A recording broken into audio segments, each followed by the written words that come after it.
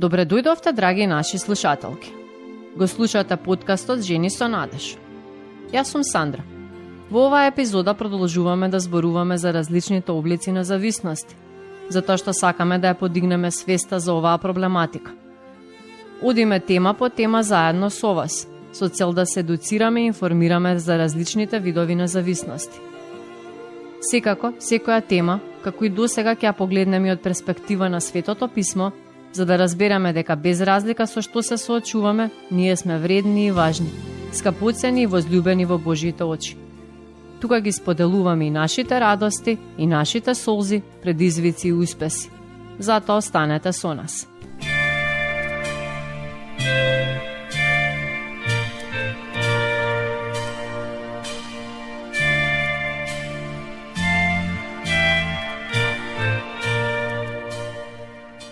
Поздрав и од мене, јас сум Нена. Знаеш, Сандра, се сеќавам кога оде во средно училиште, во секој клас имаше по 5-6 ученици кои за време на одмор трчаа до кладилницата, што се наоѓаше буквално на една минута од школото. Тоа беше вистински хаос. Некои губеа големи суми пари, други се задолжуваа за да можат да се кладат, а беа деца. Особено оние од посиромашните семејства сметаа дека тоа е брз начин да заработат малку повеќе пари. Многумина западнаа во големи проблеми.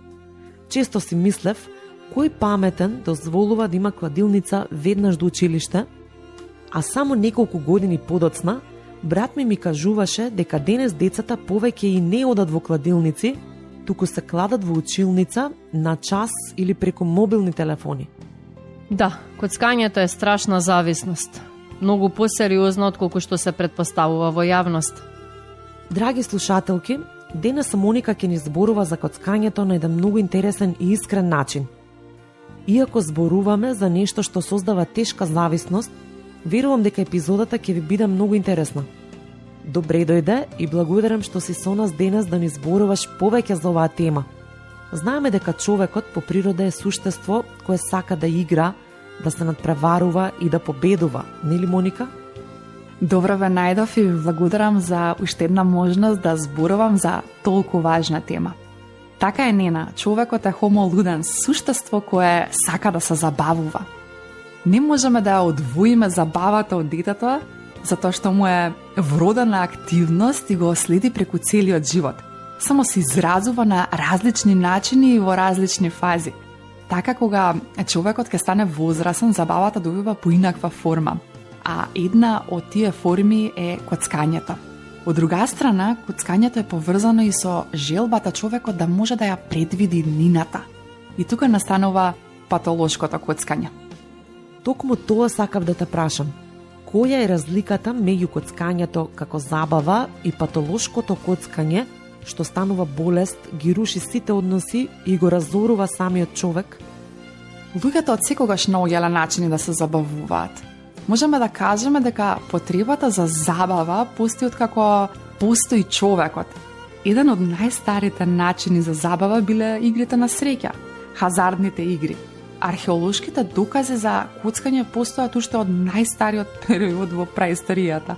Тоа покажува колку коцкањето било важно во човечката историја.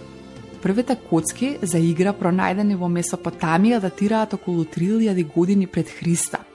Еден од непознатите писмени траги за коцкањето е во Светото писмо, каде што се вели дека римските војници се коцкале за Исусовата облека.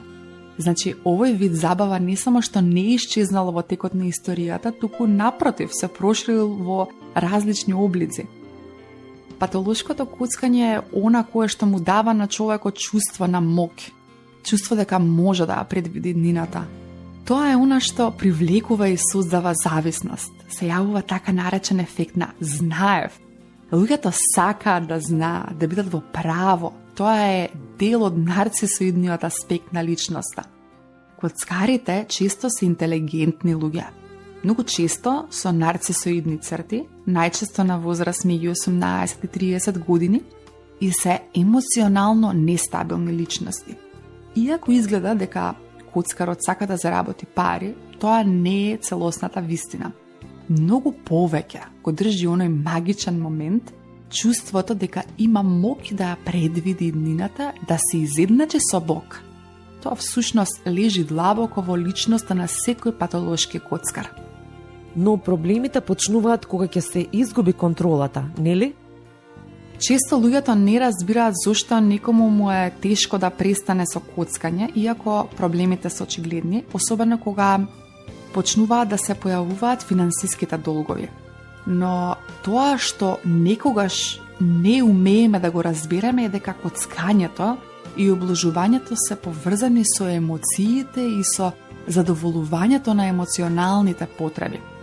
А сите знаеме дека врз емоциите некогаш е тешко да имаме целосна контрола. Подобро ќе ги разбереме луѓето кои имаат проблем со коцкањето кога ќе разбереме зошто коцкањето им е толку забавно и привлечно. Треба да се нагласи дека постојат луѓе кои редовно играат игри на среќа, а сепак немаат проблем со тоа. Тоа го нарекуваме социјално прифатливо коцкање. Коцкање кое не предизвикува психички или социјални последици. Од друга страна, има луѓе кај кои коцкањето станува сериозен проблем, при што развиваат психички пореметување познати како патолошко коцкање. И едната и другата група почнуваат со коцкање како нешто повремено и забавно. На почетокот навистина станува збор за забава. Ние тука нема детално да навлегуваме во медицинската страна на пореметувањето, туку ќе зборуваме за чувствата и начинот на размислување што се јавуваат кај играчите. На почетокот тоа се пријатни, позитивни чувства, возбуда, исчекување, радост, особено придобивка, чувство на компетентност, поврзано со комбинации, чувство дека стекнуваат нови знаења, дека вложуваат во себе, собирање информации за спортски клубови и друго. Овие чувства се позитивни и повеќето луѓе сакаат да ги развиваат, дури и родителите ги поттикнуваат кај своите деца. Таквите чувства се јавуваат и кога децата се занимаваат со здрави активности, но истите тие чувства може да се појават и кај нездрави навики. Тогаш веќе зборуваме за проблематично или патолошко коцкање. Тука мораме да обрнеме внимание на структурата на личноста и зрелоста. Зрелата личност има свој систем на вредности, свој животен поглед, принципи и е задоволна. А задоволниот човек не тежнее кон зависности. Незрелата личност не може да биде сама со себе. Ако не знаеш кој си, тогаш светот ќе ти наметне кој треба да бидеш. Денес има премногу незрели луѓе кои не знаат кои се. Затоа и имаме пандемија на зависности. Истражувањата на мозокот кај коцкарите покажале дека најсилната доза на возбуда се јавува при големи загуби, а не придобивки. Обсесивните личности сакаат да имаат контрола над се. Ако таа особина се појави кај личност склона на коцкање, многу често станува професионален коцкар. Кои се тие начини на размислување што може да доведат до патолошко коцкање и потоа и до негативни емоции? Тоа се најчесто следниве. Селективно памтење. Луѓето не ги паметат загубите, само добивките. Уверување дека се поуспешни и попаметни од другите. Уверување дека никогаш нема да станат зависни, тоа им се случува на други, не на мене. Добивката ја припишуваат на собствени способности, а загубата на лоша среќа. Живеат во илузија дека коцкањето може да се контролира, пример, дување на коцката, избор на броеви и така натаму. Значи да повториме. Постои социјално коцкање, што представува прифатлива забава и рекреација која не ја завладува личност. Не предизвикува психички или социјални последици и постои контрола врз времето, парите и поривот за игра. Тоа е вложување пари кои дури и ако се изгубат, представуваат цена за забава, при што најверојатен исход е токму загубата, но без сериозни последици за личноста, семејството или општеството. Но има и патолошко коцкање кој уште во 1980 година е признато како психичко пореметување во диагностичкиот и статистички прилечник за ментални нарушувања. Тоа спаѓа во пореметување на контролата на нагоните. Личноста чувствува силна напнатост пред самиот чин на коцкање, а додека игра чувствува уживање, задоволство или олеснување. Коцкањето може да биде редовно или повремено. Но текот на пореметувањето е прогресивен. Со тек на време се зголемува и частотата и возбудата, но и вложениот износ. Според истражувањето на Пастернак 1999, патолошкото коцкање најчесто почнува во раната адолесценција кај мажите, а подосна во животот кај жените. Адолесцентите се ризична група поради самиот процес на развој, љубопитност и тестирање на границите. Сега кога ги расчистивме по имите, кажи ни Моника каква е ситуацијата кај нас во Македонија? Во последниве години достапноста на игри на среќа во Македонија значително порасна, што логично доведе и до зголемување на бројот на корисници. Напредокот на технологијата овозможи следење нови игри, спортски настани, вложување пари со само еден клик. Рекламите се насекаде и не бомбардираат со луксус, престиж, забава и финансиска слобода. А колку среќа има во игрите на среќа? Истражувањата покажуваат дека над половина милион луѓе во Македонија се зависни од коцкање, што е загрижувачки број. Проблемот е уште поголем ако се земе предвид дека зависноста не го погодува само коцкарот, туку и неговите најблиски, родителите, сопругот, сопругата, децата, пријателите. Денес е посебно популарно онлайн коцкањето. Иако за време на пандемијата коцкарниците беа затворени, а спортски настани имаше помалку, онлайн коцкањето остана целосно достапно. Истражувањата покажуваат значителен раст на онлайн корисници. Финансиската криза дополнително го поттикнува коцкањето, како што покажа истражувањето на Исланд и Грција. Онлайн коцкањето е особено опасно бидејќи не достига реалното чувство дека се трошат пари, што води до губење, контрола, почесто играње и поголеми вложувања. Во време кога луѓето беа затворени дома, ова представуваше уште поголем ризик за менталното здравје. Причините за онлайн коцкање најчесто се достапност, досада, избегнување негативни емоции. Стресот и финансиската нестабилност дополнително го поттикнува коцкањето, па се создава впечаток дека тоа е лесна заработка. Важно е да се споменат алекситимијата, не може да се препознаат собствените и тугите емоции и импулсивноста, кои се значајни фактори. Со тек на време, повеќе не е важна ни самата игра. Доволно е чувството дека се вложени пари и дека постои неизвестност и возбуда. Тоа е суштината на зависноста. Едно истражување покажува дека речиси 50% од испитаниците кои се воздржувале од коцкање во последните 3 недели имале симптоми на анксиозност и депресија, што јасно укажува дека станува збор за зависност. Како да знаеме дека веќе зборуваме за зависност? За зависност зборуваме тогаш кога лицето е обседнато со коцкање во поголемиот дел од времето, или активно се коцка, или постојано ги прераскажува коцкарските случувања и планира како да дојде до пари за нов влог. Ги занемарува сите други извори на задоволство, потребни му се се поголеми и поголеми влогови за да го постигне истиот степен на возбуда и задоволство. Се обидува да престане да се коцка, но без успех. При обид за прекин чувствува немир, раздразливост, лошо расположение, несоница, почнува да позајмува пари, а потоа и да прави незаконски дела, проневера, кражби, фалсификати и слично. Продолжува со такво однесување и покрај очигледните штетни последици.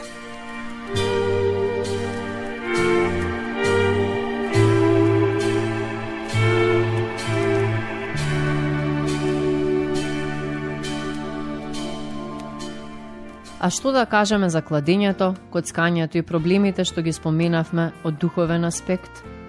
Светото писмо не зборува директно за игрите на среќа, ниту дава некоја конкретна морална пресуда. Има неколку места каде се споменува фрлање коцки, но тоа не е како коцкањето во денешна смисла. Например, израелците фрлале коцка кога влегле во ветената земја за праведно да ја поделат. Исто така при изборот на апостол за местото на Јуда, коцката паднала на Матија. Сето тоа било употреба на коцка за праведна одлука, а не за добивка. Но има и едно друго место во Новиот Завет, многу поразлично, каде што римските војници фрлаа коцка за Христовата облека. Тоа веќе не била праведна одлука, туку израз на човечка алчност и желба за лесна добивка, дури и по цена на туѓа болка. Иако не прекршиле државен закон, пред Бога и пред луѓето направиле големо богохулие. Немале ниту најмало почитување кон човекот што умира, ниту мислеле да ја вратат неговата скромна облека на неговата мајка. Туку како мршојаци се бореле за неа додека тој умирал на крстот. Иако Библијата нема директна заповед за коцкањето, има многу предупредувања за односот кон богатството, желбата за брза добивка и опасноста од алчност. Човек што ја бара својата среќа во брза материјална добивка, незабележливо ја извртува скалата на вредности и почнува да им служи на парите наместо на Бога. Алчноста е силна, себична желба да си има повеќе, најчесто пари или моќ. Библијата многу пати предупредува за опасностите од стремеж кон богатство. Исус не предупреди: внимавајте, чувајте се од алчност, зашто животот на човека не зависи од изобилието на неговиот имот. Лука 12:15. Исто така ни вели: не собирајте богатства на земјата, не можете да му служите и на Бога и на богатството. Матеј 6:19-24. Исус не живееше за пари. Напротив, тој немаше каде глава да наслони. Матеј 8:20. Ниту се стремеше кон моќ. Напротив, тој поучуваше: а кој меѓу вас сака да биде поголем, нека ви биде слуга. Марко 10:43-45. Проблемот е љубовта кон парите, а не самите пари. Љубовта кон парите е грев, зашто го попречува вистинското прославување на Бога. Исус рече дека на богатите луѓе им е многу тешко да влезат во Божјото царство. Кога богатиот млад управител го праша Исуса што треба да направи за да го наследи вечниот живот, Исус му одговори дека треба да го продаде сиот свој имот и да ги раздаде парите на сиромашните. Штом ги чу младиот човек овие зборови, си отиде нажален, бидејќи имаше голем имот. Види Матеј 19:16-22. Со тоа што го упати да се откаже од своите пари, Исус му го посочи главниот проблем – похотата, односно љубовта кон богатството. Човекот не можеше да го следи Христос, зашто ги следеше парите. Неговата љубов кон овој свет ја спречуваше неговата љубов кон Бога. Алчноста никогаш нема да биде задоволена. Често се случува колку повеќе имаме, толку повеќе да посакуваме. Материјалното богатство не може да не заштити ниту во овој живот, ниту во вечност. Исусовата приказна за богатиот човек во Лука 12:13-21 многу јасно го покажува тоа. Повторно, парите или богатството не се проблем сами по себе. Проблем е нашиот однос кон нив. Кога почнуваме да се потпираме на богатството или кога не обзема незаситна желба за уште повеќе, тогаш не успеваме да му ја дадеме на Бога честа и славата што му припаѓаат. Ние треба да му служиме на Бога, а не да го трошиме времето обидувајќи се да се збогатиме. Изреки 23:4. Желбата на нашето срце треба да биде духовната храна, богатството што се чува на небесата, а не постојаната грижа за тоа што ќе јадеме, што ќе пиеме или што ќе облечеме. Но барете го најнапред царството на Бога и неговата правда, а се ова ќе ви се придодаде. Матеј 6:25-34. На прашањето која е целта зад игрите на среќа, одговор ни дава не само нашата вера, туку и здравиот разум. Никогаш не се слушнало некој да отворил казино, лотарија или спортска обложувалница со намера да им помогне на луѓето да дојдат до пари. Секогаш целта е спротивното, да се привлечат што повеќе луѓе, за да ги остават токму таму своите пари.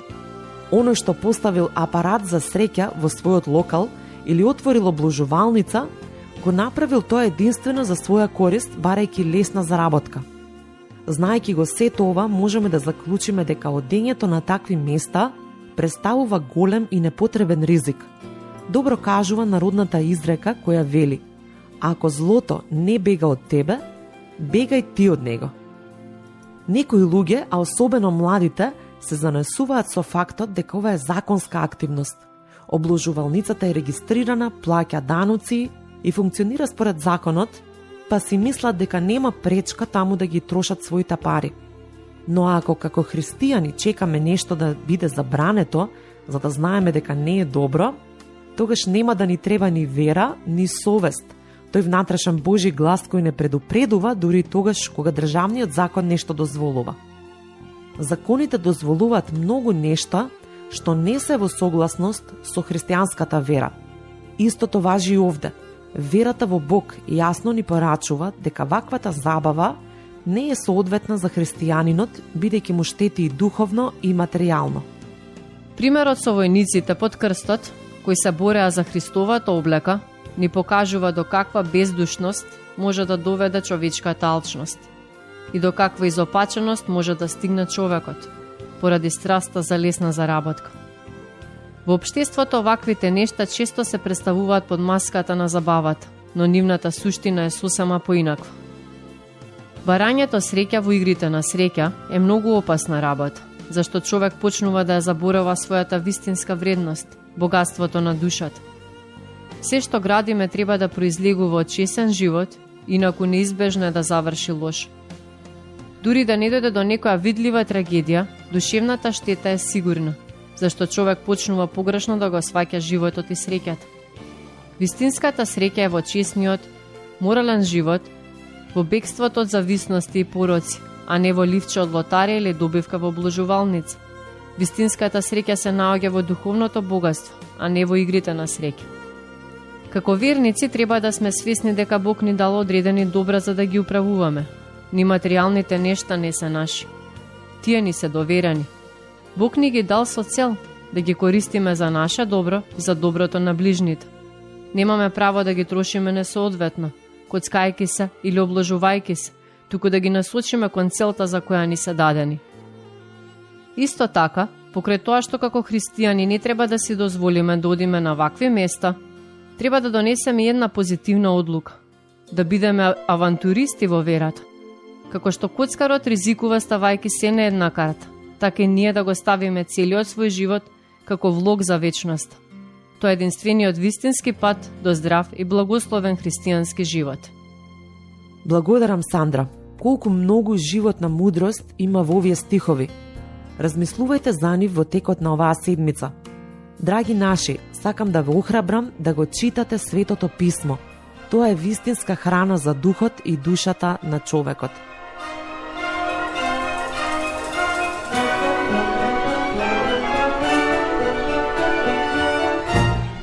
Стигнавме и до крајот на денешната епизода.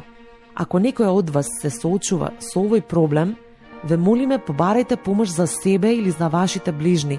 Ако сакате да ни пишете или да ја споделите вашата приказна со нас, можете да не контактирате на zenisonades@gmail.com или пронајдете на Facebook и Instagram страните под името Жени со Надеж. Заследете не и придружете ни се и во следната епизода. Бог нека ве благослови вас и вашите семејства. Поздрав и од мене. Секој е добро од Господа.